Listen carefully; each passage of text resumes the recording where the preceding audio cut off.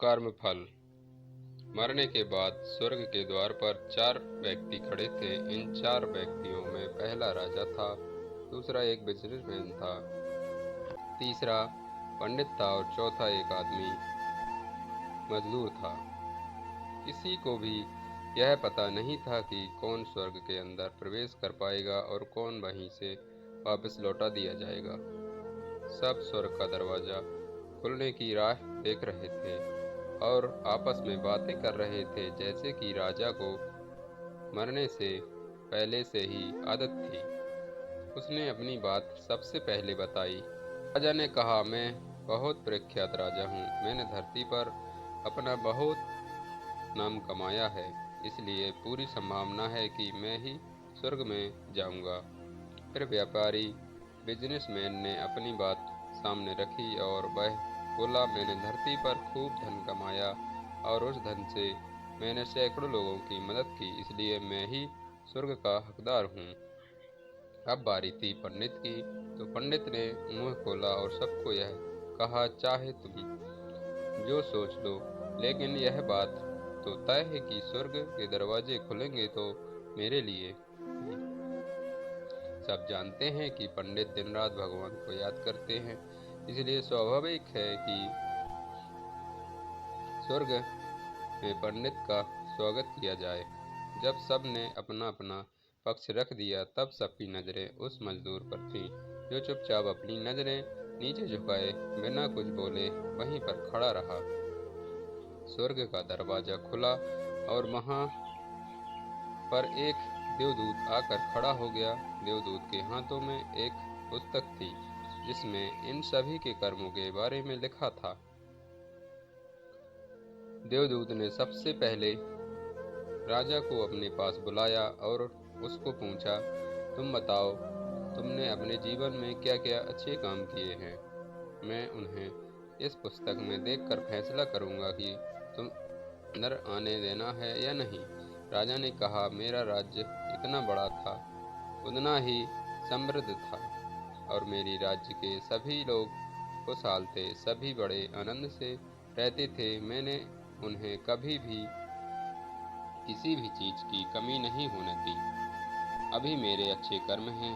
देवदूत ने अपने पुस्तक में देखा और देखने के बाद राजा से कहा, तुम सच बोलते हो।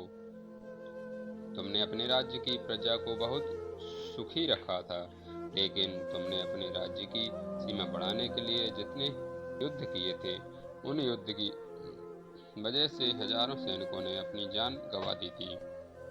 उन हजारों सैनिकों के परिवार के दुख का कारण तुम बने थे, इसलिए तुम स्वर्ग में नहीं आ सकते।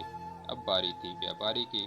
व्यापारी से जब देवदूत ने पूछा कि तुम्हारे अच्छे कर्म क्या हैं, तब व्यापारी ने उससे कहा, मैंने सैकड़ों लोगों को खाना खिलाया है, कई आश्रमों में दान किया है, कई निराश्रित लोगों के लिए घर बनाकर दिया है। यह मेरे अच्छे कर्म हैं। देवदूत ने फिर से अपनी पुस्तक में ध्यान से देखा और देखने के बाद व्यापारी या बिजनेसमैन से कहा, तुम्हारा कहना भी ठीक है कि तुमने बहुत दान धर्म किया है, लेकिन यह दान धर्म तुमने जिन पैसों से किया है, उन पैसों को कमाने के लिए तुमने ना जाने कितने झूठ बोले हैं, कितनी हेराफेरियां की हैं और कितनी मिलावटें की हैं। इसलिए तुम भी स्वर्ग में नहीं आ सकते। जब पंडित से यह सवाल किया गया, तो पंडित ने बड़े ही आत्मविश्वास के साथ कहा, मैंने अनगिनत लोगों को ज्ञान यज्ञ दिया है, हजारों यज्ञ और पूजाएं की हैं और दिन रात भगवान का जाप किया है, इसलिए अच्छे कर्म और क्या ही हो सकते हैं। देवदूत ने अपनी पुस्तक के अंदर झांक कर देखा और पंडित से कहा, आपने जितने भी लोगों को जो भी ज्ञान दिया है, उन बातों पर खुद कभी अमल नहीं किया। आपने यज्ञ पूजा या भगवान का नाम निस्वार्थ भाव से कभी नहीं लिया, इसलिए आपका भी स्वर्ग में आना प्रतिबंधित है। मजदूर यह सब देखकर हैरान था। वह अब तक इन्हें महान समझदा रहा था, उनकी व्याख्या स्वर्ग के दरवाजे पर आकर बदल गई थी। धरती पर जिन कर्मों को अच्छा समझा जाता है, उनका यहाँ पर कोई मूल्य नहीं था। यमदूत ने अब जब इस मजदूर को अपने पास बुलाया और इससे पहले कि वह उससे कुछ अच्छे कर्मों के बारे में पूछता, मजदूर बोल पड़ा, प्रभु, मैं जानता हूँ कि मैं स्वर्ग में आने के लायक नहीं हूँ, लेकिन मैं फिर भी एक बार बाहर से ही स्वर्ग को झांक कर देखना चाहता हूँ। बस इससे ज़्यादा मेरी कोई इच्छा ही नहीं है, क्योंकि ऐसी इच्छा पालने के लिए मैंने जीवन में कुछ भी नहीं किया है। मैं पूरा दिन मेहनत करता और जो भी पैसे कमाता उन्हें अपने परिवार के पालन पोषण में खर्च कर देता, इसलिए दान धर्म के लिए कुछ बचता ही नहीं था। लोगों की भला में क्या सेवा करता, क्योंकि काम के बाद जो थोड़ा सा समय मिलता उसको अपने ही बूढ़े माँ बाप की सेवा में बिता देता। और यह सब करने के बाद मैं कभी कभी मंदिर भी चला जाता और भगवान से जैसा भी मुझे जीवन दिया है उस जीवन के लिए धन्यवाद कहता। देवदूत ने अपनी पुस्तक में बड़े ध्यान से देखा और थोड़ी देर देखते ही रहा। फिर उसने मजदूर से पूछा कि तुम याद करके बताओ, तुमने कभी तो कोई अच्छा काम किया होगा।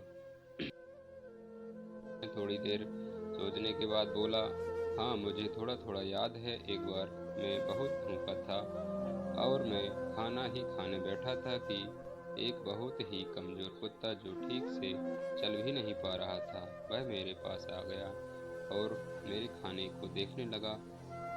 तब मैंने अपनी रोटी उसे खिला दी थी और उस दिन मैं खुद भूखा सोया था।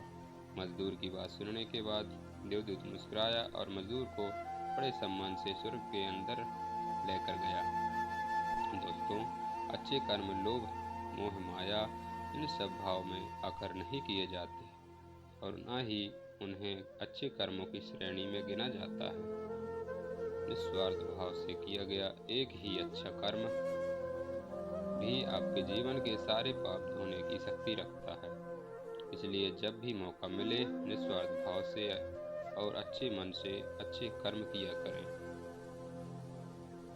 तो दोस्तों, ये थी हमारी आज की कहानी। आपका क्या कहना है इस कहानी के बारे में कमेंट करके हमें ज़रूर बताएं। वीडियो को लाइक करके चैनल को सब्सक्राइब कर लीजिए। मिलते हैं आपसे अगले वीडियो में, तब तक के लिए धन्यवाद।